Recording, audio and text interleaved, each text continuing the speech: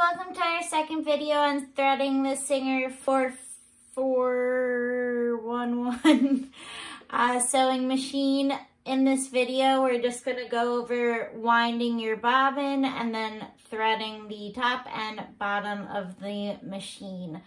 So the first thing you'll need is your thread, and then pop open your bobbin case cover and get out the bobbin that came in the machine. You'll notice every sewing machine's different. My personal sewing machine I use has an actual physical bobbin case that comes out of the machine and goes in from the side. This has a permanent built-in bobbin case, so that stays where it is. I'm going to keep this to the side for now though. But the first thing you're going to want to do is put your thread on the horizontal thread spindle. Unfortunately, I left my thread that you guys have at school, so I'm using a different thread. It shouldn't be a big deal. The only difference is yours should be sealed with 2 stickers at the end. You want to pull off both of those stickers so that you can put your thread on the spindle. I recommend pulling them completely off, because if you just poke the spindle through the sticker, sometimes the sticky gunk on the sticker will get stuck and then it'll get messed up as you're sewing. The other thing you want to note is that the kind of thread you guys have, there's a little notch at one end. You want to make sure that notch goes towards the right. If it's on the left side, as the thread comes off, it gets caught in that notch and your machine gets jammed. I can talk about that more in class, but just make sure that little notch goes on the inside. All right, and then you want to take this guy from your compartment and just put that on the end of your spindle to make sure it doesn't fly off while you're threading your machine or sewing. All right, so let me just see. Okay, so next up you want to take your thread and just stick it behind the thread guide, the top sewing thread guide. That's that little metal piece here. And then you're going to wrap it around the bobbin thread guide.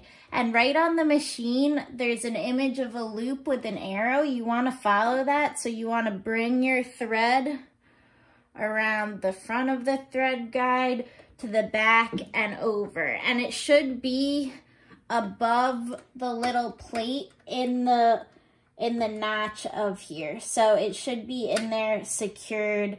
It shouldn't come unlooped from the bobbin thread guide. Next up, you want to take your bobbin, and you'll notice that the bobbin has holes on the top and the bottom. There's no actual top or bottom, but what you want to make sure of is that you decide which is the top, and you want to bring the thread through the top side going up out of the bobbin.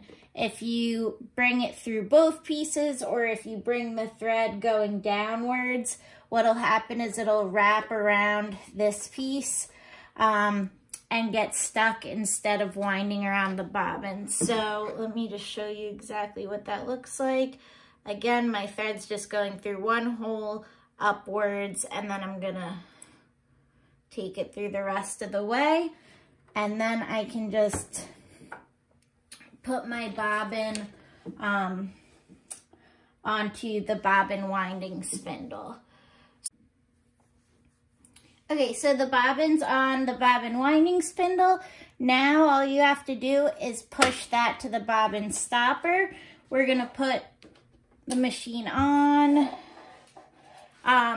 If this doesn't line up, it's because I had to merge 2 videos together, so bear with me. The machine's on, our bobbin's over, And what you want to do is you want to hold the top of the thread nice and tight. If you don't hold the thread when you begin to wind the bobbin, what happens is it doesn't wind it nice and tightly. It'll wind it loose. And you'll see the thread around the bobbin will be really lumpy, and basically it won't work in the machine. It'll create the machine to jam because the threads will be loose on the thread will be loose on the bobbin instead of tightly wound and ready to sew with. So make sure that you're holding the thread nice and tight. In the video from Singer, they recommend holding it and then beginning to thread and then stopping and then continuing. I usually, honestly, just hold the thread nice and tight and begin sewing and then hold it the entire time. Or if it snaps, I let the thread snap and just let it keep going. I do ask that you guys go ahead and wind the black thread you have, because that's a thread I'd like you guys to be using on your sample binder, because it'll be easier for me to see what you've done than with the white thread from online. All right, so I'm holding this nice and tight. I'm gonna put my foot down on the pedal and let it wind.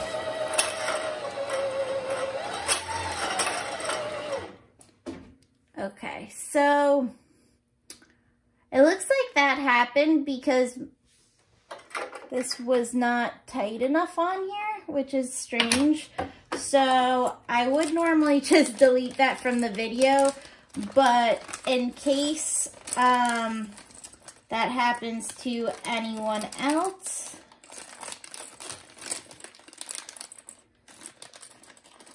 let's see. Try using this little guy instead, because that's what they used in the